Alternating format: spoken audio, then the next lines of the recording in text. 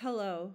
Um, I had the idea to list my top 20 New York films. Listen, I'm a real New Yorker. All right, forget about it. Nice, nice. I'm a real New Yorker. Brooklyn represent. Brooklyn up in the house. 99 problems, but a bitch ain't one. Jay-Z didn't do it, whatever. Um, but yeah, I'm a real Brooklyn baby. I'm a real Brooklyn bitch. Let me adjust myself. Let me sit up a little bit. Real Brooklyn baby. And I love movies about New York. And I love New York filmmakers. So I made a list of 20 of my favorite New York films. Not just movies that are in New York, but movies that really have a New York City essence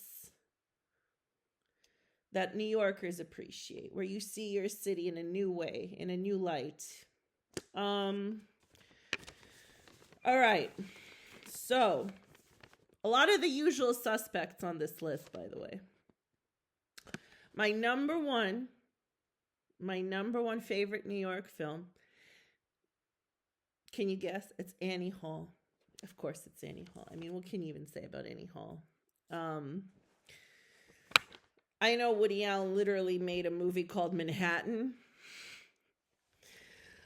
And Manhattan Murder Mystery, which are all both incredible films, but Annie Hall's, it has a special place in my heart.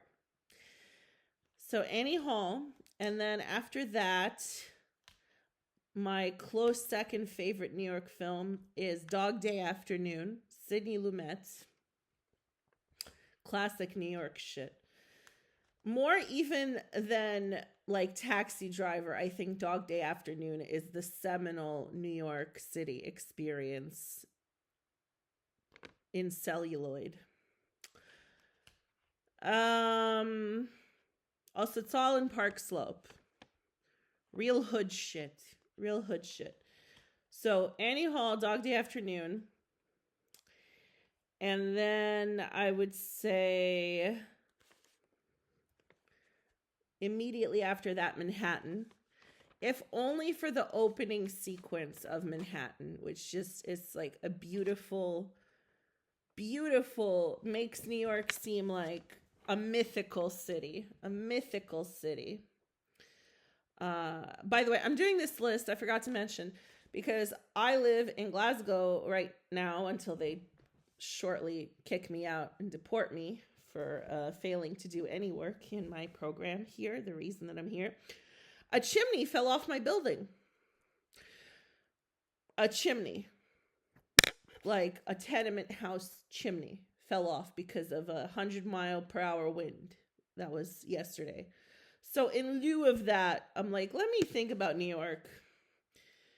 Because I'm trying not to think about the Looney Tunes ways that I could die in Glasgow with a chimney falling on my head. That shit's like a fucking, it's like having a piano fall on your head. It's awful. It's like a vaudevillian way to die. I don't know about if I want that. I'm so scared of that. All right. What did I say? I said Annie Hall. Then I said Manhattan. No, then I said Dog Day Afternoon. Then I said Manhattan. Number 4, Moscow on the Hudson. That might sneak up on you, but that is a classic New York film by Paul Mazursky. Very talented filmmaker. One of Robin Williams' truly overlooked performances. You think Robin Williams is good as a dramatic and a comedic actor, then you see the shit he does in Moscow on the Hudson. Far and above anything he does in Good Morning Vietnam. Fucking sensational. Pathos. Melancholy. Bittersweet. Just this mix of just like truthful pain. You know, the pain of life is in that film, Moscow on the Hudson. It's a beautiful film. Number 4. Number 5, Eyes Wide Shut. I mean, many people don't realize that Stanley Kubrick is a New York filmmaker. much like Sidney Lumet, you know, Woody Allen, uh, much like Sidney Lumet and Woody Allen, Kubrick is a New York Jew. He's a New York Jew, much like them. Eyes Wide Shut, I know, was shot in England, but he had a good enough sense of what the West Village felt like and what Long Island feels like and what the West, Central Park West feels like to just conjure up a image of New York from London that feels even more like New York than the actual New York. It's like a simulacrum of New York that's, it's like a alternate dimension New York. The one that you feel in the shadows when you walk the streets of Manhattan at night.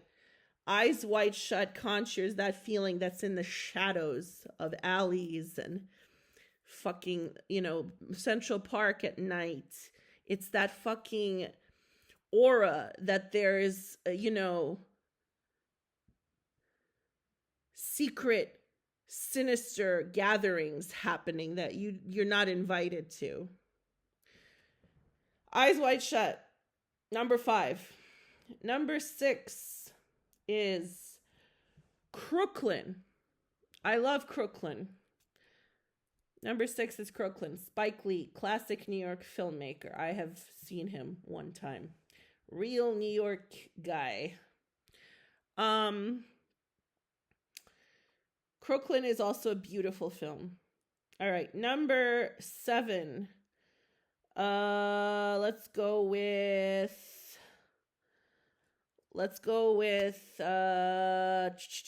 Honora. Number 7, Honora. My hood, down by where I live.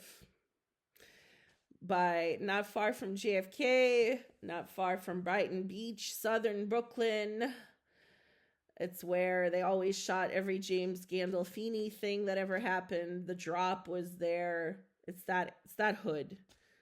Beautiful film about where I live. Even though it doesn't really use it as more than a setting, it's still the feeling of it is in the film. So number 7, Honora. Number 8, Megalopolis. Another film that came out this year and was completely overlooked, even though it might have been the film of not only the year, but of like several decades. Megalopolis combines present, past, future,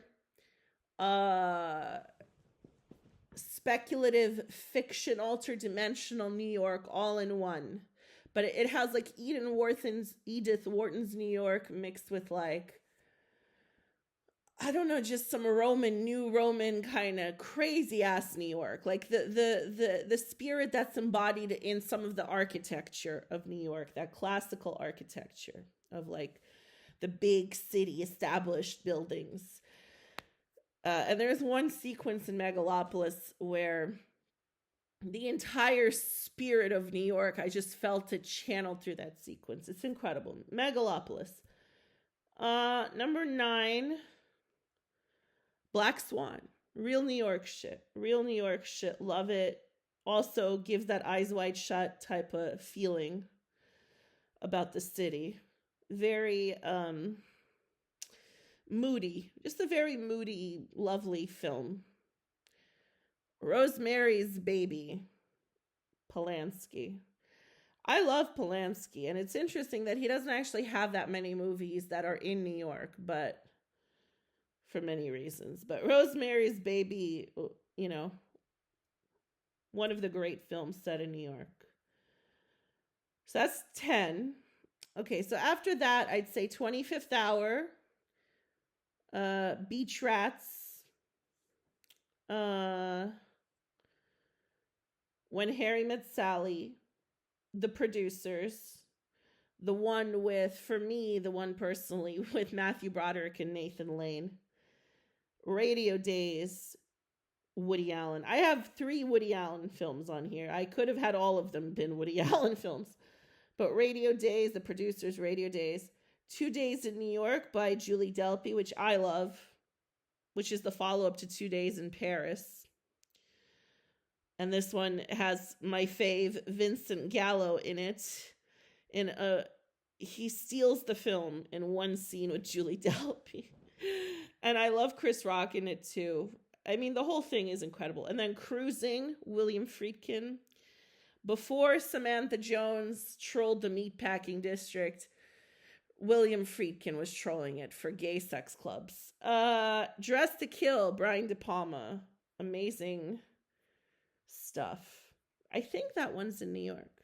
I'm almost certain they have the museum sequences supposed to be the Metropolitan Museum. And then they go right into the New York City cab. So yeah, those are the films. Let me read them off again in case you didn't get them. Annie Hall, Dog Day Afternoon, Manhattan, Moscow on the Hudson, Moscow on the Hudson, Eyes Wide Shut, Crooklyn, Honora, Megalopolis, Rosemary's Baby, I think, are the top 10. Did I say Eyes Wide Shut? I don't know. Fuck, I'm fucking up. I'm fucking this up. Anyway. Oh, no, I didn't even do all the films. Age of Innocence is in there. Age of Innocence, because I know I literally didn't include Goodfellas. And I love Goodfellas, but it's not my top 20.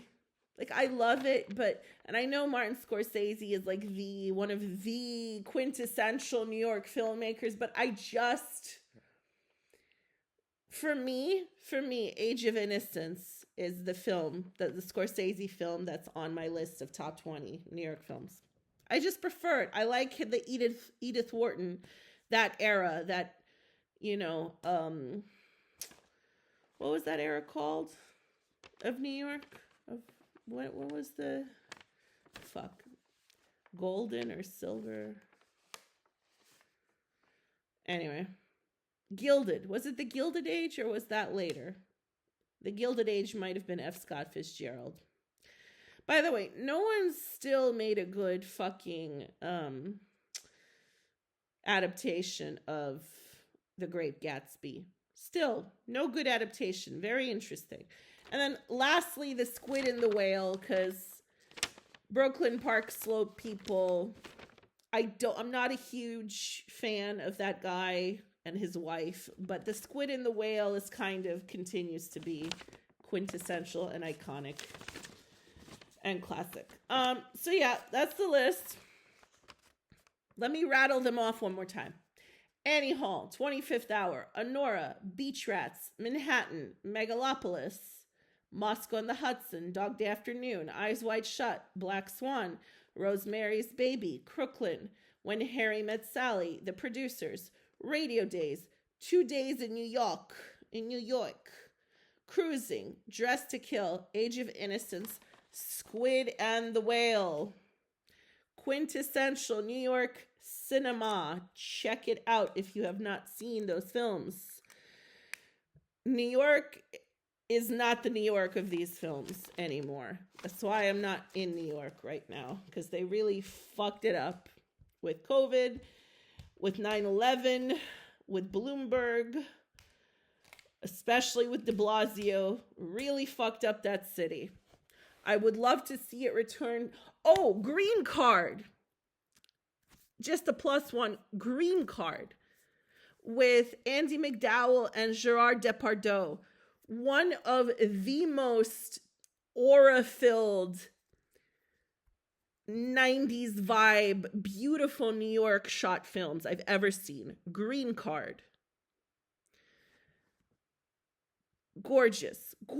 That's how I remember the 90s in New York, when you would just go to Manhattan, you'd walking around the streets of fucking Midtown was nice. You would get a hot dog at a hot dog stand and shit. There still used to be something nice about the city that's not there anymore. Anyway. Пиздец, до свидания. Хорошо.